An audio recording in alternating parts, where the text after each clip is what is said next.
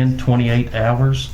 My name is Herman Hall. I'm a detective with the Department of Criminal Investigations, the Attorney General's office. And I'm at the Louisville office conducting an interview with Colonel, you pronounce your name Chavous? Chavous. Chavous? Mm-hmm. Okay. And present in the room is Assistant Attorney General Rewa Zakaria. I always kind of pronounce her last name wrong. And what's your first name? LaVita. LaVita. Mm-hmm. And like I said, we're going to go through several things in this interview.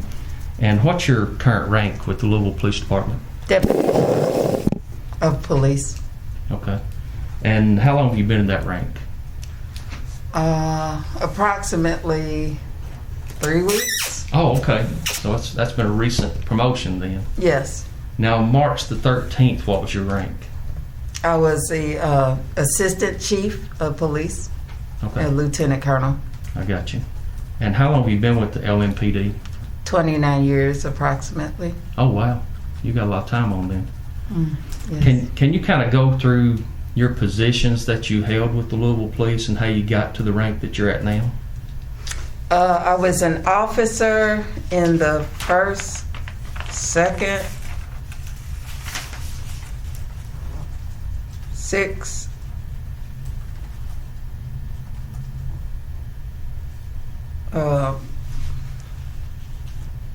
we changed districts to divisions, so I'm trying to be specific. It's okay. But basically, I've been in the 1st, 2nd, 6th, 8th divisions, and the 5th division, or 5th district. And They kind of interchange. Sure. So And that's as a patrol officer? I was a patrol officer, yes, and then I ended up going to narcotics at some point, and then I went back to the district, and then I went to, I've been in street crimes, I've been in public integrity unit as a sergeant, I was in the homicide unit as a sergeant, trying to think of where else. Now, how long were you a patrol officer? Approximately about, off and on, about 8 years. And It then- seems like every position was about 8 years. Then I became a sergeant for about 8 years. Then I was a lieutenant for about 8 years. So you were... And I was in special events as a lieutenant. Okay. And you mentioned narcotics. How long were you in narcotics? I was in narcotics. I went to narcotics on a task force for a couple of months. And then I also was in narcotics for a year doing undercover work. Okay. About So- 18 months, actually, for undercover work. I got you. Mm-hmm. And on March the 13th of this year, you were Lieutenant Colonel. Yes. And how long had you held that position? I had held that position, I want to say, for about 3 years. I was a assistant chief over the support bureau, which included several different units. It included our major crimes division, which was like our homicide, robbery, special victims unit, crimes against children, and our forensics unit.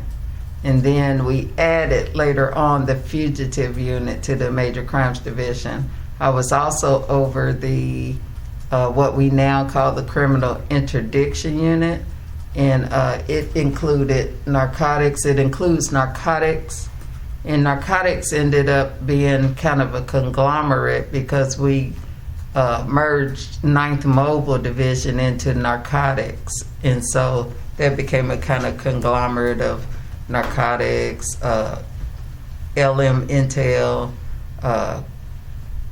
also our place-based investigation unit, our major case squad, several different units like that, kind of narcotics and kind of violent crime task force type units. And then I was also over with the support bureau, our special operations division, which includes all of our kind of specialty units like SWAT, hostage team, bomb, etc. Okay, so as a lieutenant colonel, What's the chain of command when it comes to the Louisville Police Department? There's an officer, then it kind of goes to detective, even though that's not really a rank per se. And then it's sergeant, lieutenant. We go from a lieutenant to a major because the captain position is obsolete. And then it goes to an assistant chief, which is the lieutenant colonel. And then it goes to a colonel, which is the deputy chief. And then it goes to chief. Okay, so how many supervisors do you have? At that time or now? At that time, March 13th. At that time, I had basically, I would say 2, because I had the deputy chief, and then I had the chief. And who's the deputy chief? Now? At that time, At that time, it was Colonel Rob Schroeder. Okay. And he's currently the... He's currently the interim chief. I got you. And when we talk about your lieutenant colonel's position, how many people did you supervise as lieutenant colonel? You mentioned all those different divisions and departments. As a lieutenant colonel, I supervised my 3 majors that were underneath me from those different divisions. And who are those majors? At the time, it was Major... We've had so many changes, but it was Major Aubrey Gregory, Major Kim Burbrink, and Major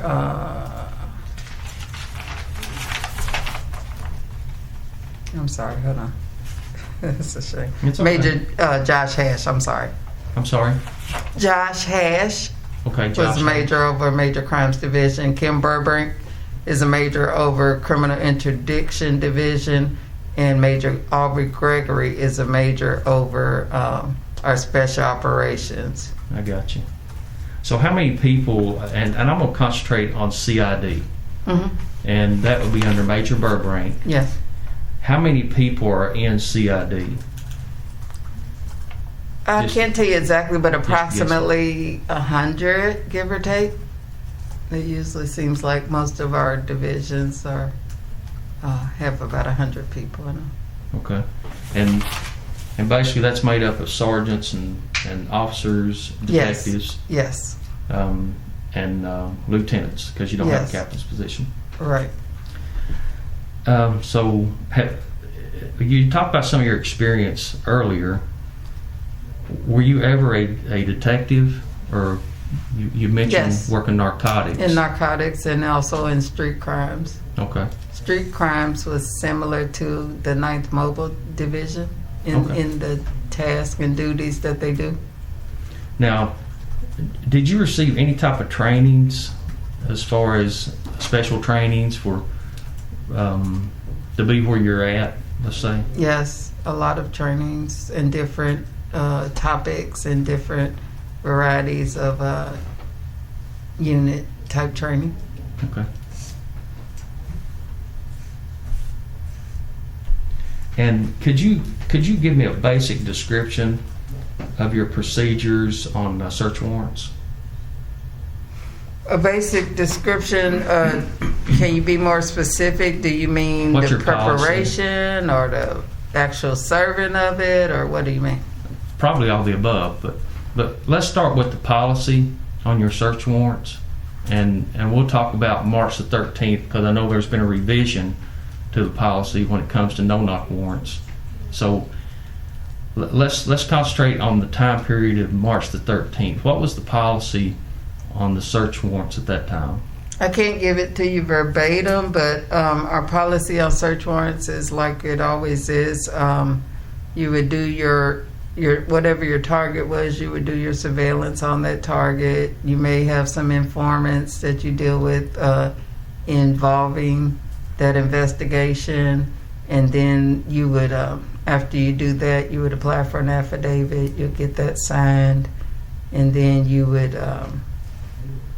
do your planning for the search warrant on what day you were going to do the search warrant, who all would be involved in the search warrant, and you would, when you do your search warrant, you actually would send it to, like, if it was a detective, he would have his sergeant review it, and lieutenant review it, and possibly his major review it, from our memory. And then after everybody reviews it, and then you get it signed and stuff by the judge, call the judge says okay, and signs it, reviews it and signs it, and then they, once you have your search warrant, you would do your planning on what day you were going to do it. You would fill out a matrix on whether you needed SWAT or not. You would determine whether you're going to do based on the matrix and the risk associated with it, you would determine on whether you would do a knock or no knock warrant. And then generally in this, I'm not sure if this is in the policy or not, but you would have somebody look at the location and keep an eye on the location prior to the warrant. And I don't think that's in the policy though, but it was a practice that we did back when I was in narcotics years ago. And then you would go execute your warrant. Okay. And we'll get into those well, we just might as well get into it. We're going to concentrate on those search warrants for March the 13th. Mm-hmm. Can you give me, just give me a rundown of the basic preparations leading up to those multiple search warrants for March the 13th? What was your participation in those warrants? I did not participate in the preparation per se. We did have a few meetings with the place-based investigations to where they were talking about what addresses they were going to execute the search warrants on. And so they would talk about, not really in specific, but more generally, we are looking at these locations that have been problematic for drugs and violent crime. And those are the addresses we're going to focus on. That's what the meetings were about.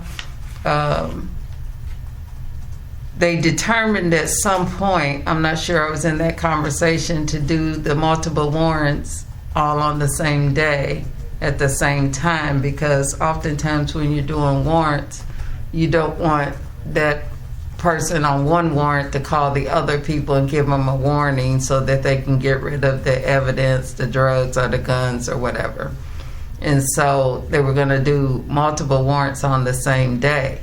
My involvement was, okay, when y'all do the multiple warrants, and I think it was not even a advanced decision, but it was almost like the day before decision, I'm going to go out there because I thought it was a really huge, I always think it's a huge deal when you do multiple warrants. And so as the assistant chief of the support bureau, I wanted to show my support for the guys.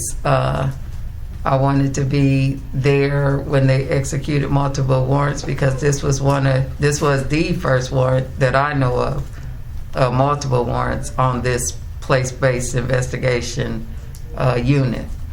And so I just showed up. That was my involvement that day. I showed up a little bit late, and they were doing the briefing, and I came in to where they were doing the briefing at, and basically they were determining which cars they were going to go get into and who was going to ride with who and who was going to do what. And so I was going to ride by myself, but one of the detectives said, why don't you just hop in with us? And I said, fine. So I hopped in the car with, I specifically remember Kelly Hanna being in that car. And I determined to go to the search warrant on Elliott because I felt like that was the higher risk search warrant. It had a lot going on because we were hitting a couple of houses on Elliott. And so I decided to go there with them. That's pretty much my involvement. I went and they SWAT executed the warrant. I don't even think I was out of the car and up there kind of slow and old. So I was getting my cell phones, my radio, and all that stuff out of the car. And the other there were three people in the car with me. Kelly was in the back with me. Kelly Goodlet is her name now, but it was Hannah. Well, at least that's what I know her as. Sure. And so we got out, and I got up, and then I had to go back and make sure everything was locked. And so I walked up. Either they were executing it as I was walking up, or it was already executed. I don't remember, but I was there, and we got everybody out of that warrant, out of those houses. And then at some point shortly after us executing those 2 warrants, I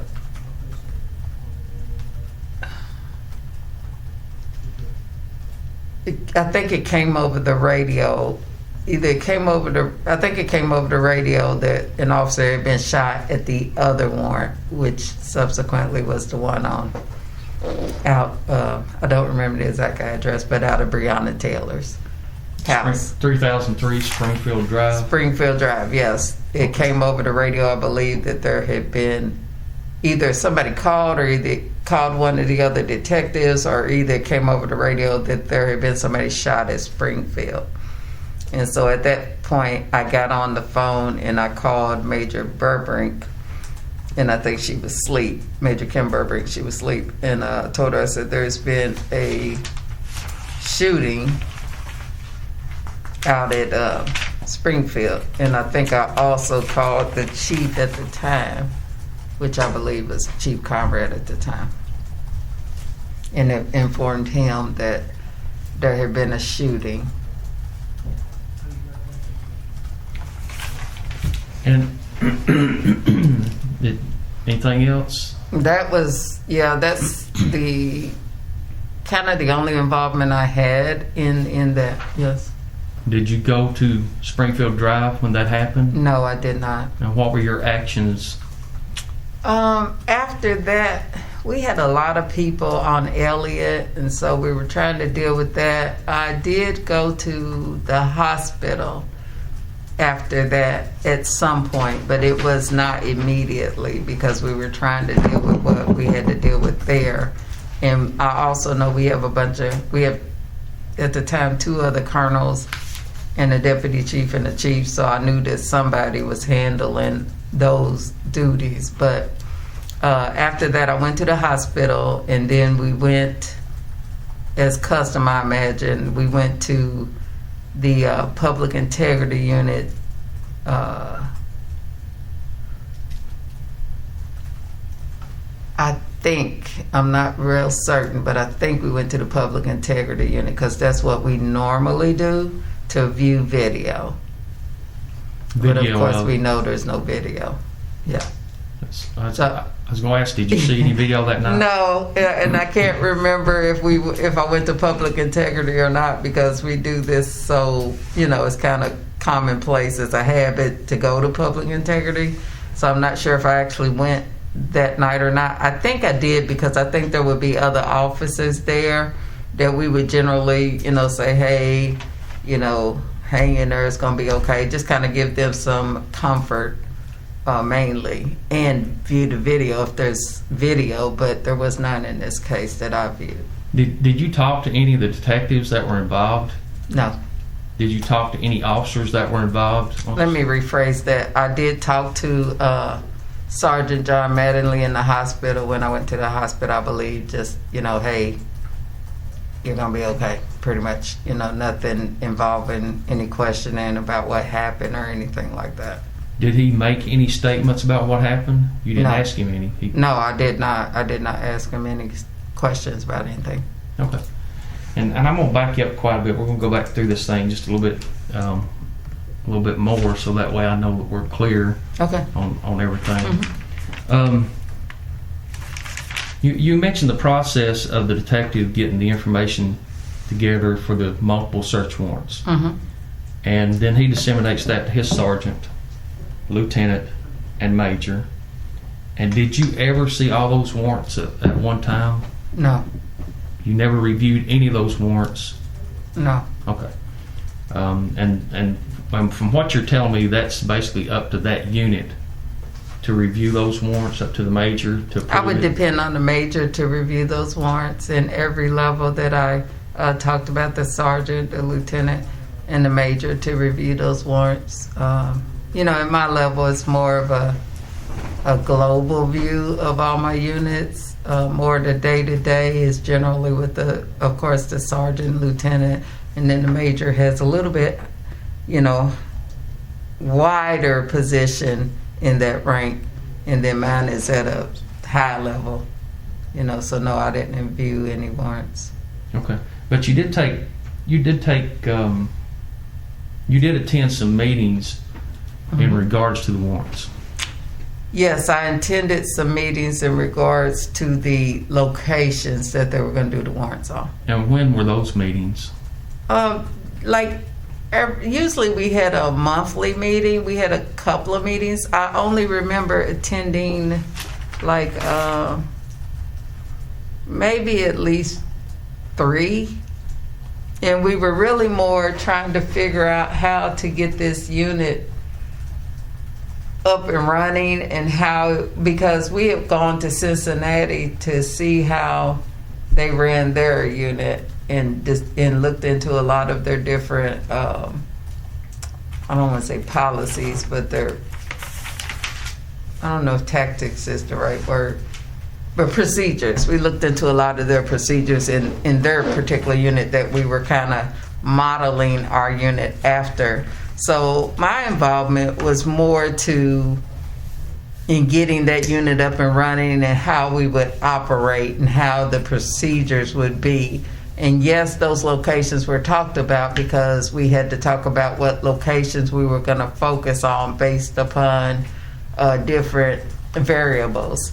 And so it was a wider view, but yes, there was those locations that were talked about that subsequently ended up being the warrants that we did.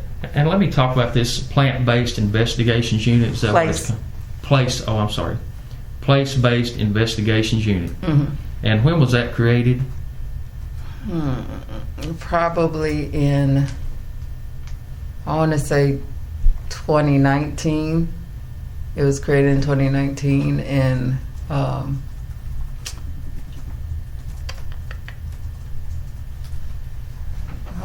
I can't tell you exactly when it was created. I came in kind of on the tail end because I want to say about mid to latter part of 2019. Mm-hmm. But Colonel Sheriff Parks was involved at first solely because it had a lot to do with 9th Mobile, and then when they merged 9th Mobile into with narcotics, that's when I came in. And so 2019 is from what I remember. Okay. And you mentioned a name there, Colonel Sheriff Parks. Oh, Sheriff Parks. Mm-hmm. Okay. Now, was that her brainchild for this? I'm not going to say it was her brainchild. We had a lot of violent crime going on, and we've been making plenty of arrests all over the city, and just trying to focus on suppressing our violent crime, controlling it and preventing it. And so there were several different things that we've tried, and we found that things still weren't working. And so we were trying to find something new. And so if I remember correctly, I think Chief Conrad was talking about I don't know who came up with the brainchild of the unit, but Chief Conrad was talking about some type of investigative technique that seemed to work in other areas. And so he brought it to the staff. We all looked at it, and we were trying to figure out whether we should do place-based and get rid of everything else we were doing. And we determined that we should layer it, because layering all the different strategies to fight crime would be the best way to go. Define layer for me. When I say layer, like, you wouldn't try place-based as opposed to our unit of LM Intel, which is they work with the federal government and look at people, we call them our shooters. And so you wouldn't pick one or the other, but they can work in conjunction with each other. So when I talk about layer, you want to have these different strategies. Instead of picking one strategy versus another, you would work them in conjunction with each other. So I felt like layering these strategies would help us the best versus I'm only going to do this strategy or that one. Does that make sense? Yeah. Sort of, yeah, kind of. Okay. Okay. So how many people are assigned to the PBI? PBI had 6 detectives, I believe, and a sergeant. And who's the sergeant in charge? It was John Mattingly, I believe. And they work under CID or in CID? Yeah, they work under CID. Okay, so they're part of that big CID unit. Right. You know, where they could probably Yes. call on their resources if they needed them. Yes, you have other resources there, yes. That would be one of the layers that you talked about. No. Okay. The layer is a strategy. Like, Okay. I wouldn't, let me I see. I got you. You know what I'm saying? A strategy or initiative. I would say a strategy because it's more long term. So it's a layer of, like, we had our violent crime unit, which used to be our 9th Mobile, but they kind of merged into LMNTL to work with the federal government. And then we had, we have street squads, and then we have like our place-based investigation.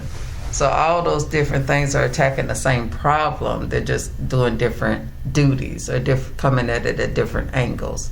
So that's why I said layering the strategy for fighting that crime or Okay. that problem. Now, you mentioned these meetings, and it's a monthly meeting, Mm-hmm. from what you're saying now. Was there a specific day of the month that would occur? No, they had other meetings amongst themselves, I'm sure, but the meetings I was involved in was usually once a month, and I could look at my calendar if you want me to Yeah. Sure. and tell you what. Now, did the same people attend those meetings monthly? The meeting went out to the same people, but depending on their schedule, there would be different people. Maybe if they couldn't make it, they might not be there. So I can't say that everybody attended every meeting. Who called the monthly meetings? Generally, it was run by a project manager, which was Joshua Watkins. Now, is he a police? Is he an officer? No, he's a civilian, and he actually ended up being hired through the city government to be our project manager for this initiative. So these 3 meetings you're talking about aren't to discuss what you all are doing or going to do out on the streets. It's more to, since this is a new unit, to get it up and running and figure out how to put things into procedure. And, Yes. Okay, not Yes. discussing certain cases. Yes. Okay. Go Now, ahead, sorry. there may have been opportunity, like I said, where those locations were discussed, but it was more in general, not really specifics. Okay. I know we had a place-based meeting in the mayor's large conference room on Friday, February 28th, 2020. And looks like I'll need to look under PBI to see if that comes up better.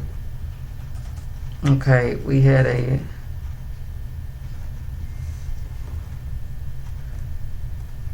it looks like a PBI status meeting on February 18th. A PBI meeting on the 24th. February? February 24th, I'm sorry. And a tentative PBI prep meeting on February 27th. I have it tentative, so I can't say if it actually went. March 17th, PBI status meeting by phone.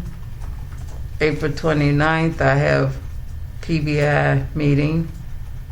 May 7th, I have meet with PBI. May 13th, this is weird. Oh, okay, I have important PBI meeting. And I think that's where we had some other people, if I remember correctly, that was Carmen Moreno Rivera was involved in that meeting too, and she works for the city. And we met with, there was some problems going on with the structure of PBI, so that's why we met that big one. It has important. Now, the structure, did that involve what happened on March the 13th? Is that some of the problems? No.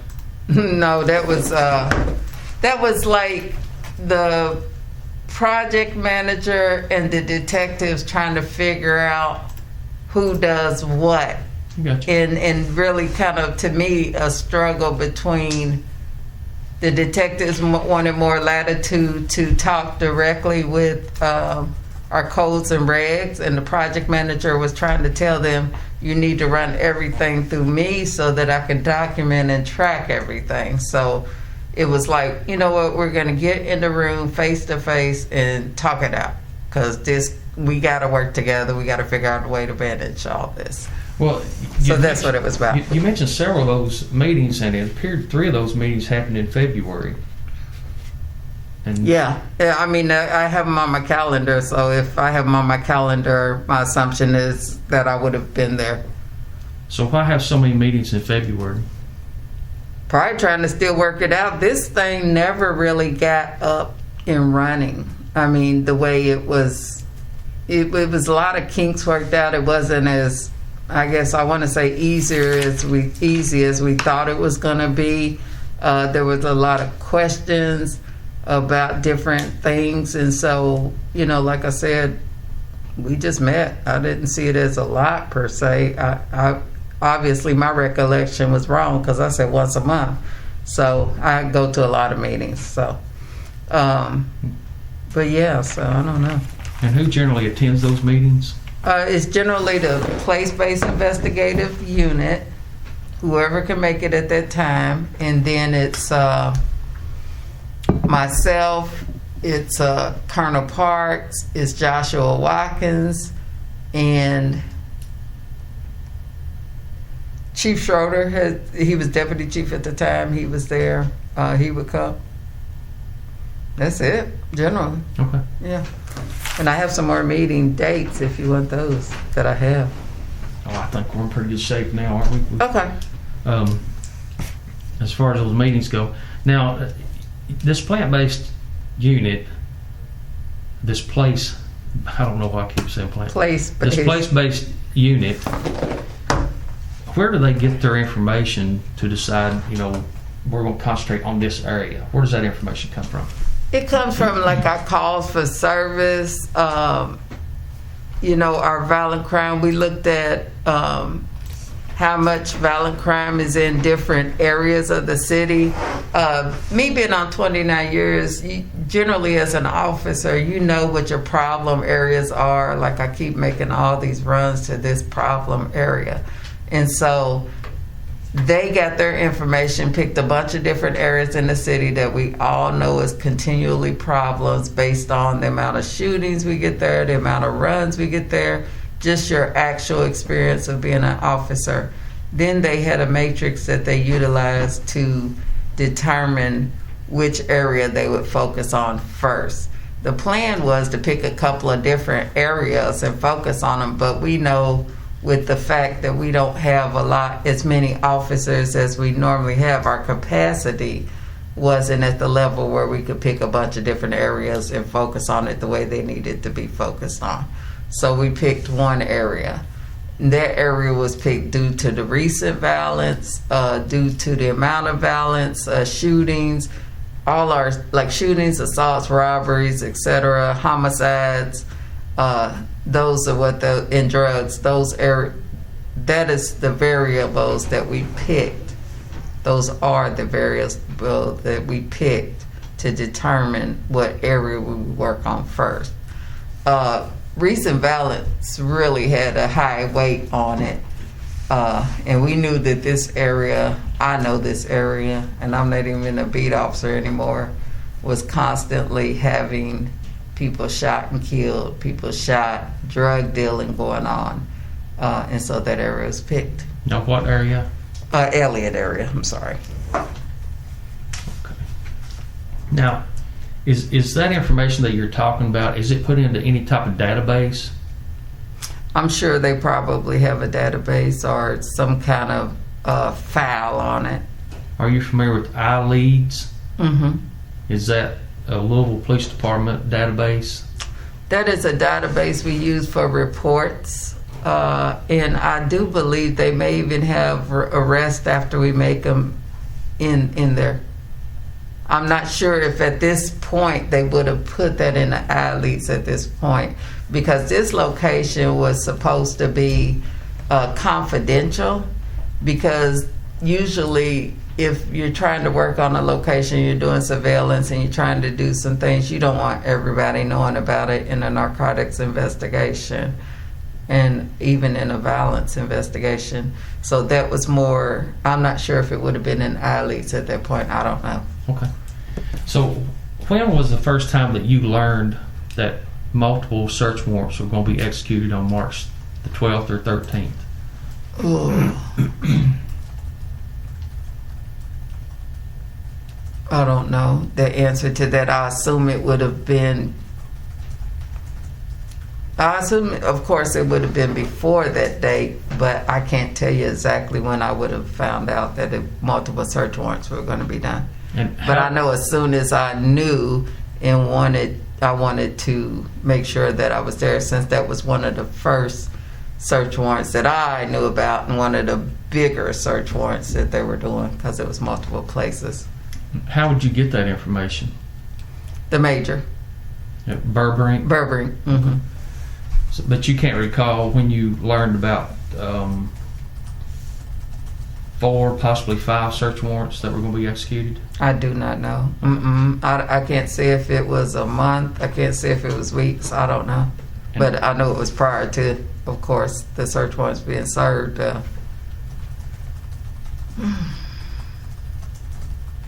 don't know. Would you receive that in email? Would there be like a pre-operations meeting, maybe a month beforehand, where everybody was involved, saying, here's my concerns, here are my concerns, here are my concerns? I would not have been involved in that, probably. I could have received it by email, but in general, I probably would have received it by mouth, word of mouth, because we have staff meetings or something like that, or we might have conversations. I'm in my units are so active and in so many different things that I talk to my majors frequently. So we talk by phone, we talk in person, so it could have been by a person, hey, we're going to do 3 warrants on Elliott. I don't know. I can't say. Okay. But you say, and I'm going by your statement earlier, you said you learned the day before that you were going to go out to these search warrants. I decided the day before. I believe I said that. Yes, ma'am. That would be accurate. You decided you were going to go out the day before to support this new unit, and you felt that was important to do that. Which, I did. And you attended the briefing, and you got there late. I did. And what was the date on that briefing? It was the day the shooting actually occurred. Well, the shooting happened just after midnight. Okay, on March 13th? Yes, ma'am. It would have been March 12th then. And where was that briefing? The briefing, for what I remember, was out at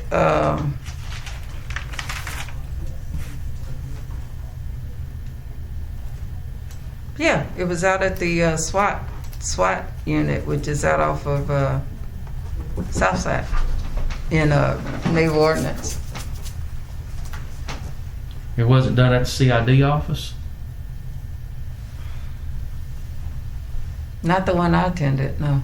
And the one you attended, can you kind of describe it? I think that one was at the SWAT office. I'm almost certain that one was at the SWAT office because of how I parked my vehicle.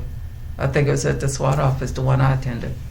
Now, I'm not saying that they didn't do one at CID either, but oftentimes when they have search warrants, the unit that's doing the search warrant would do their briefing and SWAT would do their briefing, but they come together to do one too. So there could have been one at CID, I don't know. But the one I attended, like I said, I'm almost certain it was at the SWAT office. Who's doing that briefing? I don't know who exactly was running the briefing. My assumption would be it would be the detective that was in charge of the warrants that would be conducting the briefing for the officers. And can you remember which detective that was? I don't remember, but it should have been, I think, I don't know. I don't want to say because I really don't Sure. know who was leading that. Well, how do they disseminate that information? Do they give it to you in a packet, or? They used to write up on a whiteboard. I remember specifically the briefing I attended was on the whiteboard. They had written down the location, the different things. I'm not saying that they didn't have a packet. I didn't get a packet. Have you got that whiteboard picture? I'm going to show you a picture of the whiteboard of a briefing, and you tell me if that looks familiar.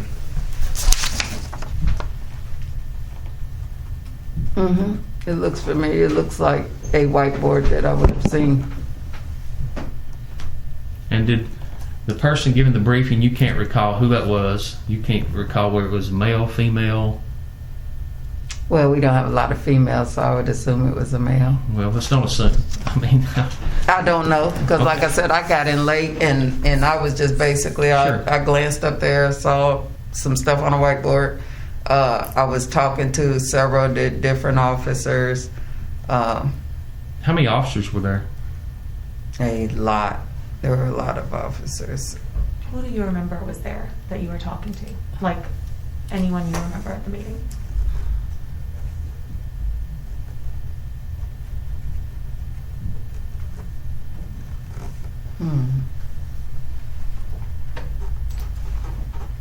I know for sure I was talking to Kelly Hanna or Kelly Goodlett. And just several of the other officers, SWAT officers. So who from SWAT do you remember was I there? don't remember. Okay. We got a lot of officers, and I was not really focused on particular who I'm talking to. I was just basically just say, hey, I'm here. I'm supporting y'all. Be safe. Good luck. You know. Would everyone you rode with out to Elliott have been at this meeting? Because you said you rode in a car. with Yes, Kelly they and were then- at this meeting. So who would those people been?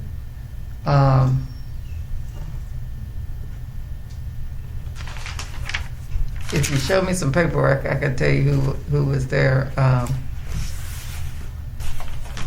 Because you rode with Kelly out to this meeting. Yeah, I rode with Kelly. Well, I was in the back seat with her, and really, So who was driving? I don't know. There were two other male officers, though, detectives, with us. Do you remember if Josh James was at the meeting? I do not remember. Or John Mattingly was at the meeting? I think John was at the meeting. Okay. Like Sergeant Massey with SWAT? I think he was at the meeting. Okay. And looking at this board, I mean, it looks like there are three primary locations. One of them being 2424 Elliott. Sorry. Oh, you're fine. One of them being 2424 Elliott. The other one being 2425 and 2426 Elliott. Then there's one that says 3003 Springfield. And then I can't read the other one. I think it's Muhammad 2605 Ali. was Muhammad Ali. Okay. Is there generally someone in charge at each one of those scenes? I would say so. It probably should be the sergeant. Okay. That's what I was about to ask you. Is it usually the next in command? It would or- be the sergeant or the lieutenant, whoever was present there. I don't remember Lieutenant Huckleberry being at that scene, so I'm not sure. And you mentioned Lieutenant Huckleberry. Let me make sure that's, I do have a picture. I'm going to make sure that's the one I was looking at. Oh, so you took a picture of it also? Not that night, no.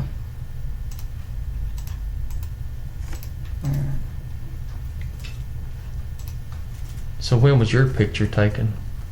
I actually didn't take the picture. Oh, okay. The picture was sent to me by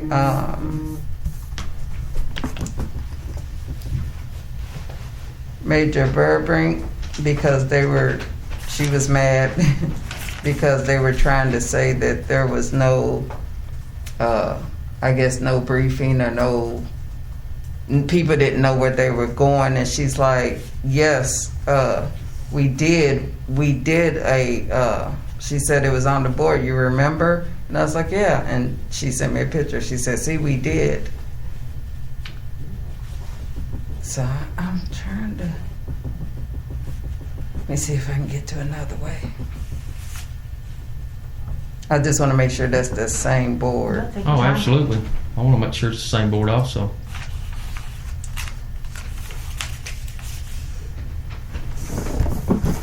And, you know,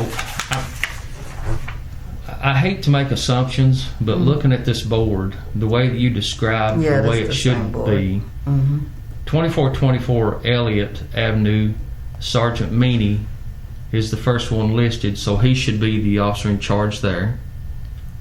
2425/2426 Elliott, we got Sergeant Fawn and Sergeant Neal, so Yeah. they should be the two sergeants in charge there. Is that correct? Yeah, I want to clarify that because even though in my mind the supervisor should be in charge, it could very well be the officer that did the search warrant.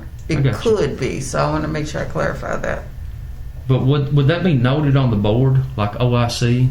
That'd be abbreviation OIC, officer in charge. Not necessarily. We don't necessarily do that. I Okay. mean, we're very paramilitary, so when you see a sergeant, you automatically assume that the supervisor's in charge, and that would be the inference in that. It wouldn't necessarily have to be connotated like OIC. I understand. Well, that's what I was about to get at. I mean, if usually, and I come from a police background also, usually if it's not a supervisor that's noted in the briefing, let's say that the detective is going to be the officer in charge, that'll be noted. It'll be Detective Herman Hall, and then it'll be OIC, and that's usually the way that we documented it.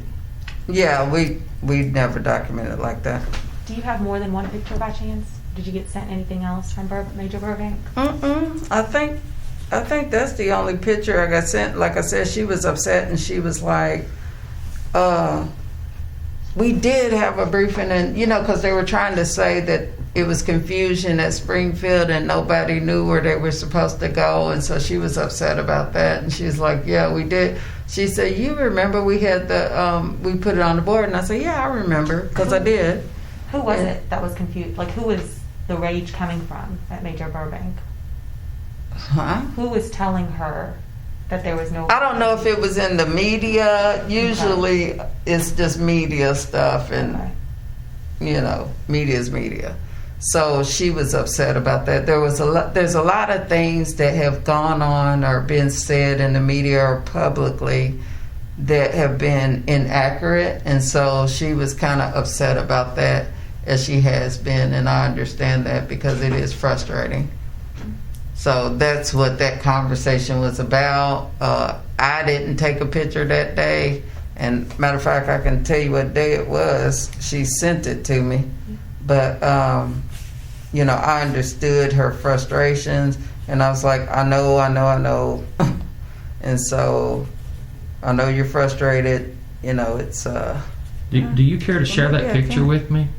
You want to see it, or you want me to? If how do you want me could to- email it, or I don't know if I can do that. I'm not very Or text it. technologically savvy. if you could text it to me, we could probably. I don't know what day that is. I'm trying to see it. I mean, it's on my phone. I just can't see what day it is. Well, it appears to be the same board. Yeah, it does. It does. It's the same board, or I'll turn it that way so you can see it. I'm just. Can you not see? I can see it. Yeah, It appears to be the same board. I see the two. Yeah, Same I two think it's bottles the of- same board. Like I said, but I If you do the scroll up, can you see the date? don't think so. You're more than You wanna welcome try to try it. Like I Oh, said. no, I just got out of it. I'm not real technical, so Lord knows what you get with me on this. It should. It appears to be the same board. It's got the same Yeah, I think Sprite Cola bottles, and I would say it's the same board. I can't I didn't see anything different about tell it. what day it was taken on. I was hoping I would be able to do that. If you send it, we might be able to tell the day. We could look at the metadata and tell. Yeah. Can you do that? Can you send it? Yeah, sure. You want me to send it to what? You can text it to my phone, or you can Okay. send it to my email. Either Go one. ahead. Which one you want? we can do that after. Yeah, we'll do that off the record. Okay, That cool. way we won't But have yeah, so that's what that was about. And like I said, her frustration boiled over, and she's like, "Here it is," and I was like, "You're right," and So- we moved on from there. So Major Burbank, she was part of this briefing. I don't think she did not go to the search warrant, so I do not remember seeing her at the briefing. Okay. And this was such an important search warrant. Why was she not? That's what I was asking to myself after everything had happened. I know a lot of times in policing, I have a certain way I do stuff, and to me it was important enough for me to be there. My assumption is that the supervisor over those units would be there too. She was not. I don't know why, even until this day. Okay. I did not ask her. I was a little upset about it, a little pissed, had planned on talking about it. Like, hey, but that should have been something that should have been done to me. And you haven't talked to her after that to see why she... I don't remember talking to her ever about why she wasn't there. I think I got pissed off about it, and then I just, after everything else happened, it's just been kind of crazy. I have not talked to her about that. You know, an investigation was opened. I don't feel it's my place to yes, it's my place to manage her as a major, but I didn't want to ask her anything particular to the investigation, because we're told and we know that once an investigation is open, it's not my job to question her about that investigation, because it could jeopardize the formalized investigation. So I didn't say anything to her else about it, but yeah, she should have been there. I felt like. How about Lieutenant Huckleberry? Was he there? I did not see Lieutenant Huckleberry. I do not know where he was. Okay. And you can't remember who you rolled. You remember Kelly Goodlett that you rolled out. It may have been Meanie too. I'm not sure. I'm not sure. That's fine. I just know I was focused on Kelly, talking to her, and I just hopped in the back seat. I was on the passenger back. I do remember that, but I don't remember who was in the front two seats. Okay.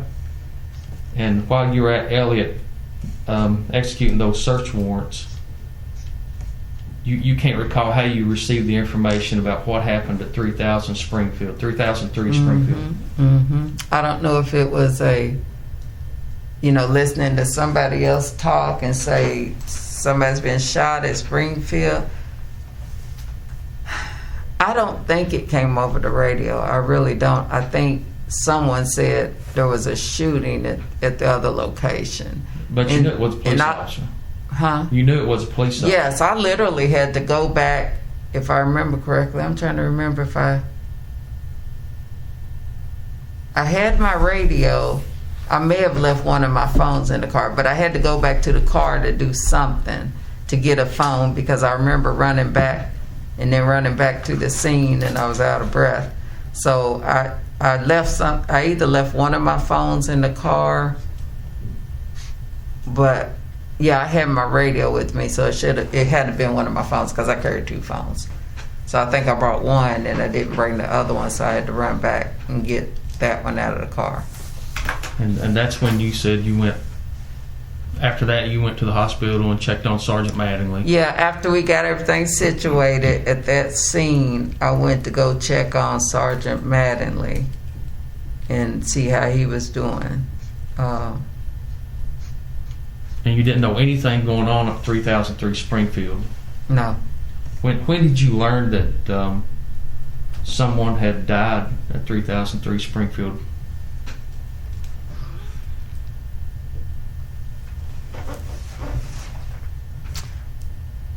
I don't know if I learned it that night or the next day. I knew Sergeant Mattingly had been shot. I don't know when I learned that somebody had died. It wasn't, I don't think it was immediately, because my immediate focus was on Sergeant Mattingly being shot. You know, a matter of fact, when I looked at, I knew they were doing multiple locations, and I probably knew the address, but that, to me, I never really paid attention to the Springfield address because I was like, I knew based upon what they were saying that that was not the high risk warrant in my mind. The high risk was over on Elliott, you know, from experience of that having been a violent area. And the fact that SWAT was doing those warrants, I was like, I'm going there because that's more the higher risk. I didn't really even pay attention to that one other than knowing that they're going to do it and that they were looking for paperwork at that one. And so I don't remember. My focus was on Sergeant Mattingly when the shooting occurred and finding out if he was alive or dead, really. And Let me back at up. some point, I did ask about the suspect who shot him and what. I don't know if I ever found out that anybody was dead until later. Did you know what other officers were involved in the shooting? No, And I'm gonna back you up to that briefing. I did later on find out what officers were involved, but not at that time. Sure, and we'll probably get to that. Hmm. I'm gonna back you up to that briefing just a minute. So during this briefing, whoever was giving it, did they go over all the locations? I literally, like I said, was late and came in at the tail end. Okay. Yeah, like by the time I came in, people were milling and talking. Oh, okay. It was not. I was not sitting there and somebody up there. That's why I don't know who was doing what because I came in late. So when you saw the board, you automatically made the assessment that Elliott was the higher risk locations. And Not by the board. I made the assessment that Elliott was the higher risk locations because I had been talking to some detectives or the detectives from place-based unit, and I knew SWAT was going to be on Elliott. Okay.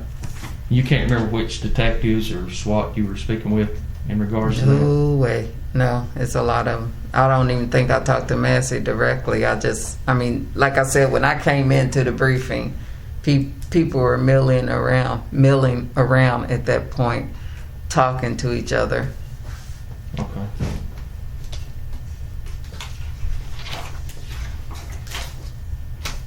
So when did you learn that other officers were involved in the shooting?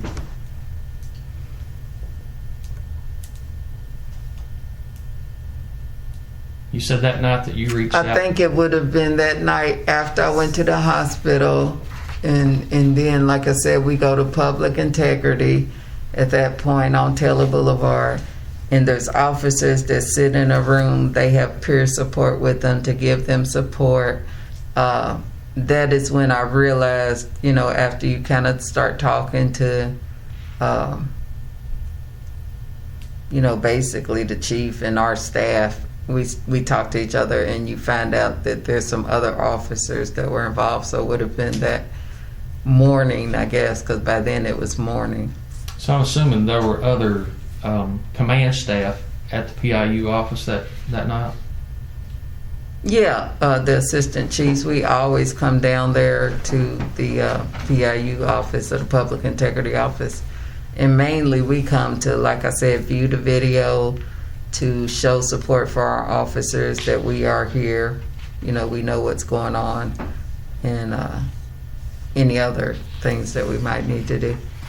And I'm looking at an email sent by Lieutenant Theodore Eden. Ted Idom. Idom. Mhm. Adam, okay. Mhm. Okay. And this was addressed to, I guess, a lot of the command staff who call reading. Let me see. My name is on here, so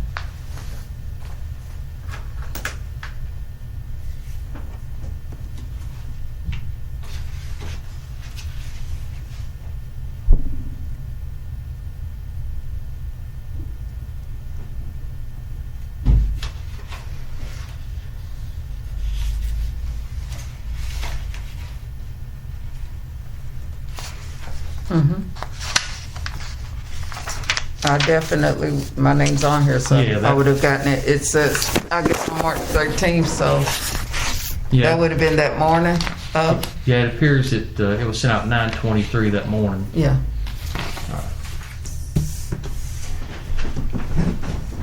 So, when you cleared PIU, did you go to work the rest of the day, or did you go home? And I'm sure I probably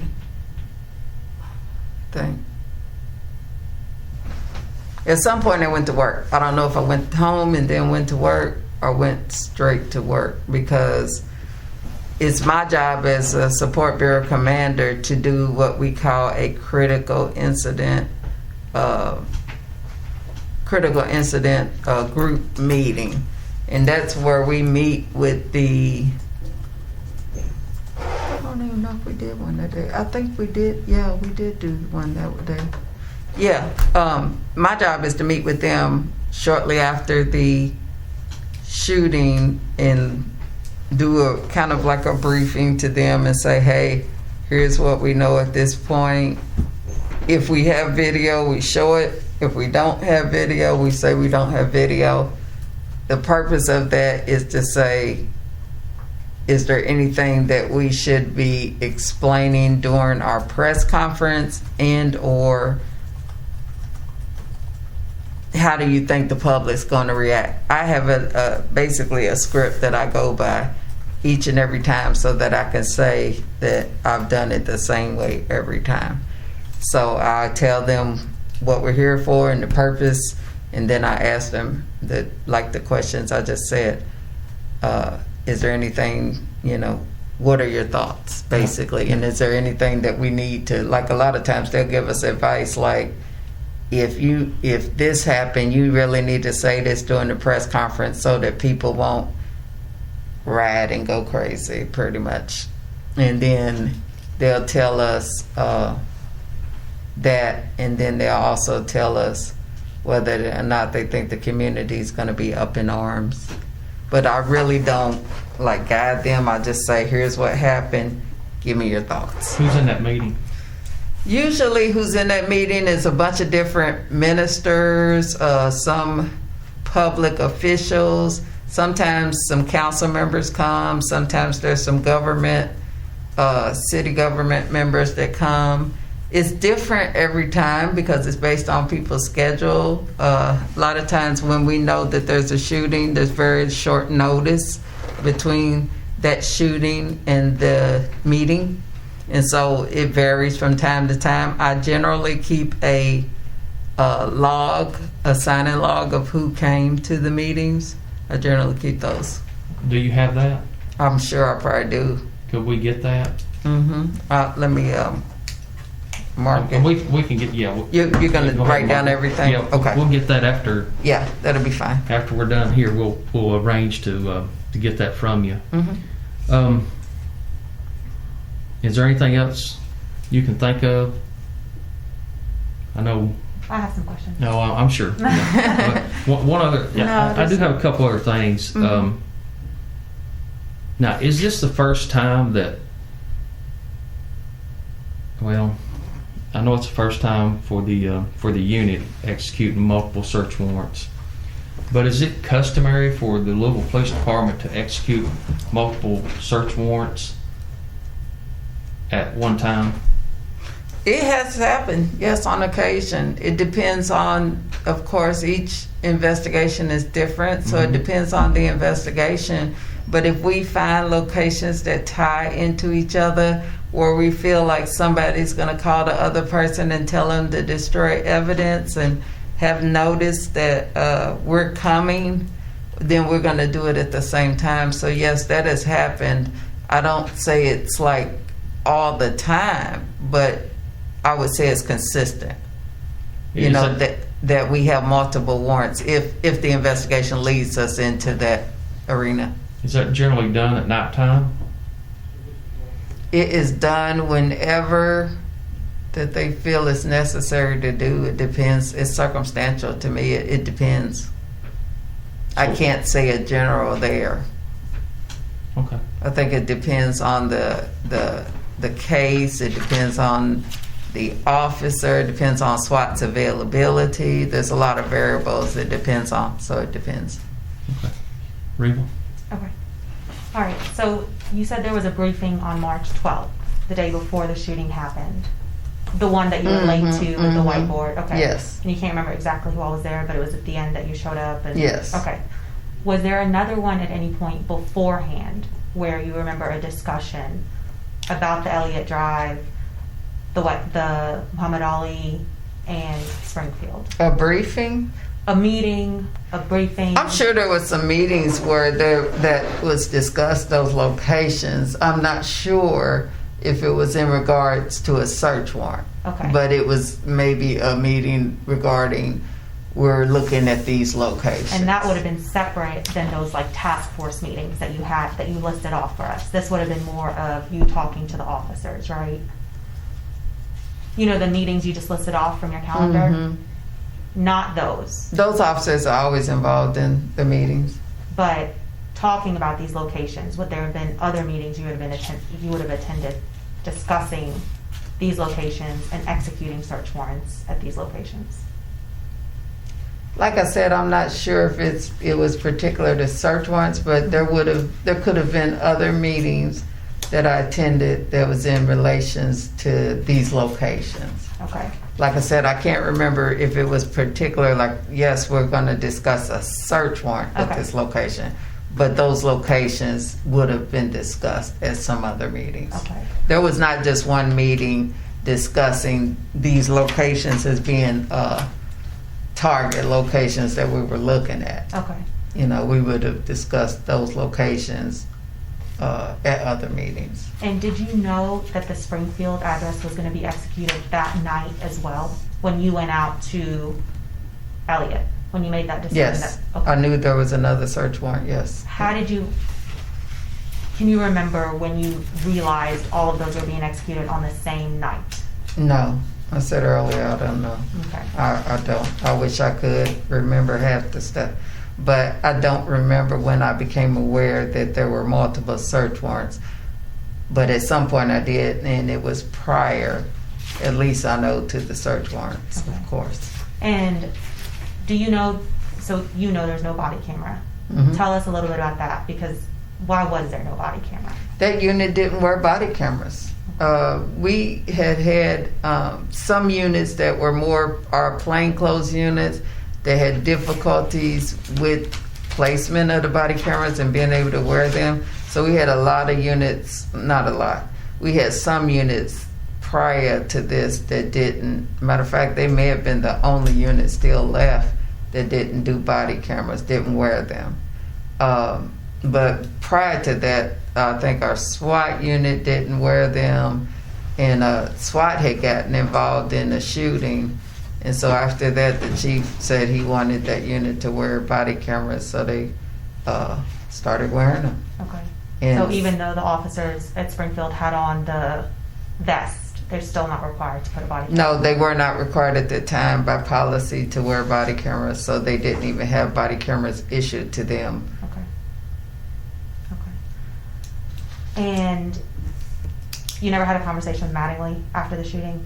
Outside of just checking on him? No, Okay. just outside of just checking on them.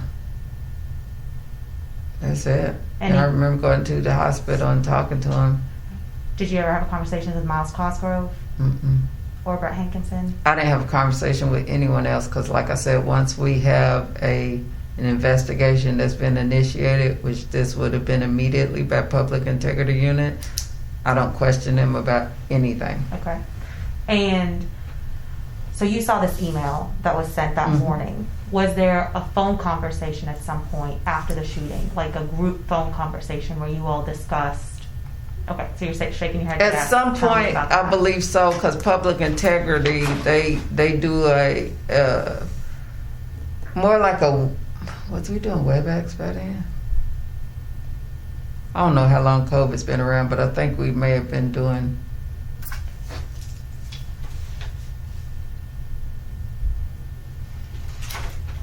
Yeah, I think COVID was around by then, so I think we did a WebEx with the executive staff, which would include me, the chief, and everybody up at the executive level. and PIU, and they would present what they have. So yes, I think we did one of those on WebEx. Okay. Was SWAT involved in that? No. Okay. Do you ever remember being on a call with SWAT being involved?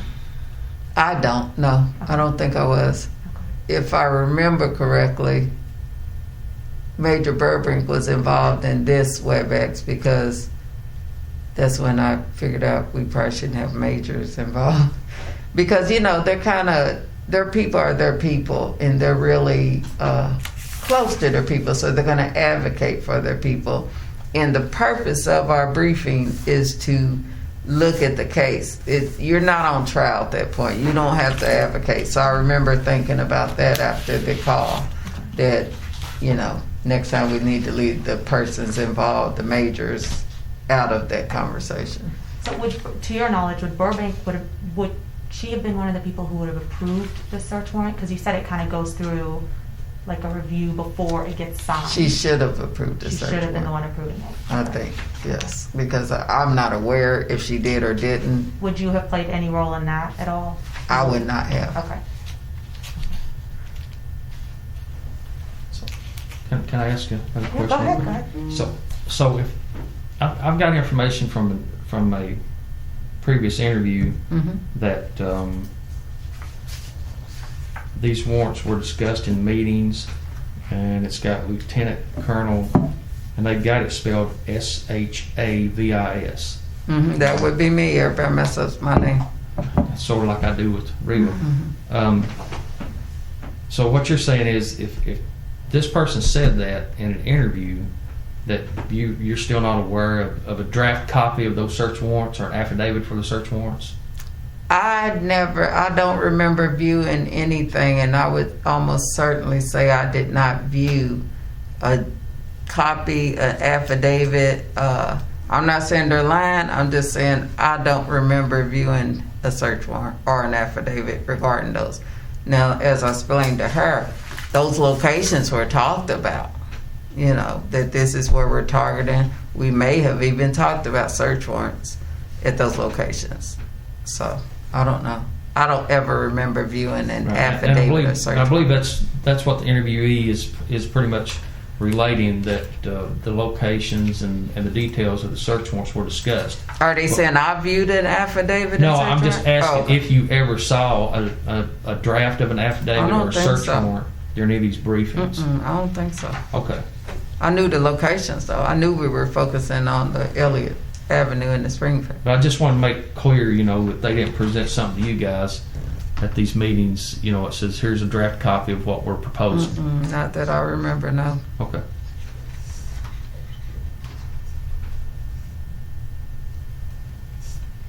Just 1 minute.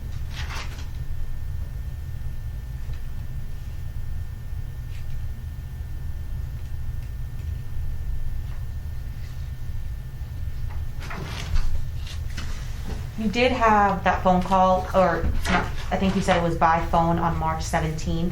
Through your calendar, you were looking at it, and you said there was one, you know, in the few in February, then there was a PBI status by phone on March 17th.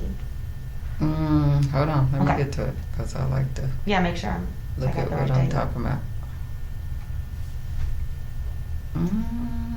Okay, yeah. So that would have been, PBS status meeting by phone. that would have been just 4 days after the shooting. So at this point, everyone knows, you know, what's happened, that Breonna Taylor has died, John Mattingly's been shot, Right. who the shooters were. What will you all have discussed at that meeting? Because I'm assuming that probably would have came up. I mean, probably, where do we go from here? You know, this has happened. We need to not do anything else right now till we get back on solid ground. Because that's what I would assume. Where do we go from here? Because, I mean, of course, nobody expected that to happen, and this was supposed to be something that moved forward consistently, getting it up and running. So my assumption would be, where do we go from here? Was probably discussed at that meeting. Okay. And has anyone made any statements to you since March 13th about this case, outside of having this meeting or talking to Burbank? Has anyone told you what has happened out there? Someone who's responded either as a patrol officer with body camera or SWAT, anyone from CID? No. Trying to think, told me what happened out there besides. No, I still don't really know what happened. You know, it's weird because I feel like other people know more than I do about what happened out there. The public surely seems to know more than I do. You know, some of the things that have come out, I've learned through the media and not through inside because, I mean, yes, I mean, it's just tight when things happen. We've always been trained and told, you know, we're not to talk about it by law, you know, because you're not supposed to talk about that case. And so people, you know, people complain. Like I said, Major Burbank, she complained about the inaccuracies, the misstatements and stuff like that. Actually has asked, could she, you know, could she present it to the mayor, you know, Who asked? I'm sorry. Major Burbank asked, Burbank. could that unit present what stuff that they had, the evidence they had or investigated that they had to the mayor because of all the inaccuracies, and there really was trying to clarify or straighten out the lies and the inaccuracies. And, you know, even at that point, I was like, I'll ask, but you just need to just chill. You know, leave it alone, let public integrity do their investigation. Okay. So that's what my statement was to them. Okay. I think at some point they were allowed, and I can't remember who. I want to say it might have been Chief Schroeder who said they could go to the mayor and explain to him. I was not involved in that, Okay. you know, and so I don't know. That's it for me. Is there anything I forgot to ask you that you want to tell us?